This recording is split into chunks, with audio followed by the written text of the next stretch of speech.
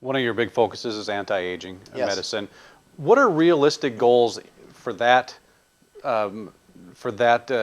profession, and what can we see maybe down the line in the next couple of decades in terms of longevity and quality of life?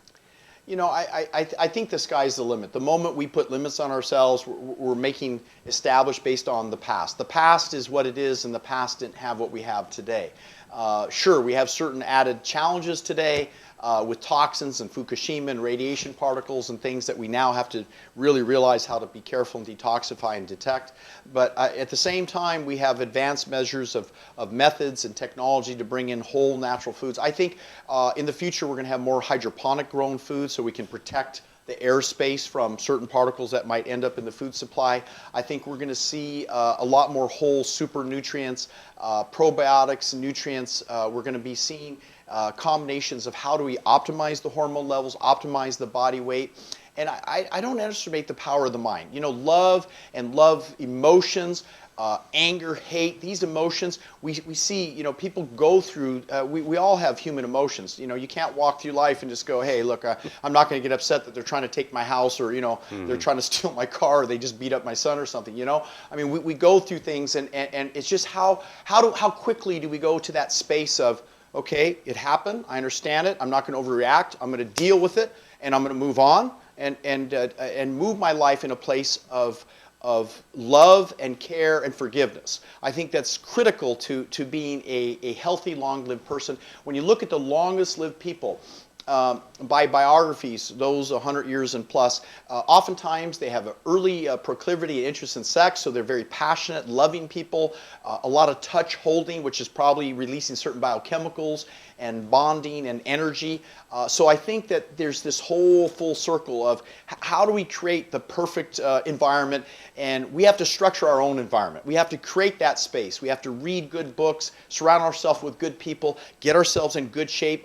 In my workouts, they're fun. I work out hard and intense, but it's enjoyable. I mix in trampolines, bouncing chairs, bouncing pull-ups. I do 300-400 pull-ups in an hour workout along with my hammer curl presses on a trampoline. I revolve over to infrared spa. So I do all these things with stretches and yoga. And I mean, I'm just combining all these things because I know there's benefit. And also, you know what? I feel so good when I'm doing it. Every day, like today, I do my workout outdoors in the sun, you know, just coming down on my body, the pineal gland stimulated with the hormones, LH, luteinizing hormone increasing 69%, which stimulates your own production of testosterone. So I'm looking at all these things to, you know, what's it going to take to keep my body and to be that kind of, you know, someone who people can look up to and model and say, hey, maybe that's a good program to follow, because I was blessed. I had Nathan Pritikin as a mentor. I had Dragan Radovich, the world strength endurance champion. I had Ron Rothenberg from UC San Diego, top hormone specialist, and Dr. Hertog from Belgium, and Dr. Klatz, author of Grow Young with HGH. All these people are my friends, and I work closely with them, and I pick their mind. I say, what do you know to be the most important to live longer, healthier, and better?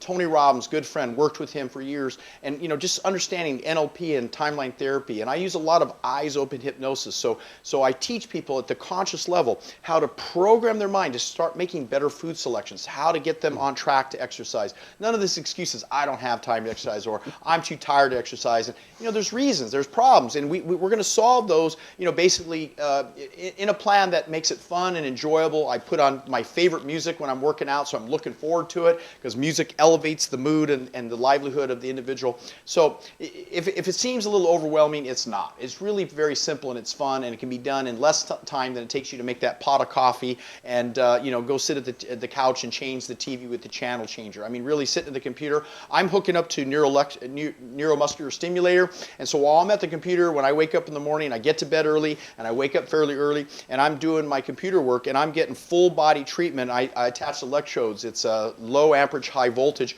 so it stimulates the weak muscle groups, because certain athletes, you know, we favor certain muscles because we enjoy certain athletics. So I work certain muscle groups, the buttocks, the hamstrings, certain things that the core, certain things that are just a little harder to treat, the pelvic region. So as I build up the PC muscles and the pelvic region and the hamstrings, the core, the base, so when I go to do these athletic competitions, I have this core strength that I've worked out for 3-4 hours while I'm at the computer already. So by the time I go out to work out for an hour, I've got a full body core already ready to go, and I do a little chiropractic work. I make sure I sleep in a certain way. So, exercise, health, fitness, power of the mind, diet, it all comes together in one word, and that means love your body. Because the moment religions separate the body from the spirit and the mind and try and say somehow it's separate, we're basically all one. When we realize that you have to take care of your body's temple. The Bible said this. Your body is the temple. You take care of your body.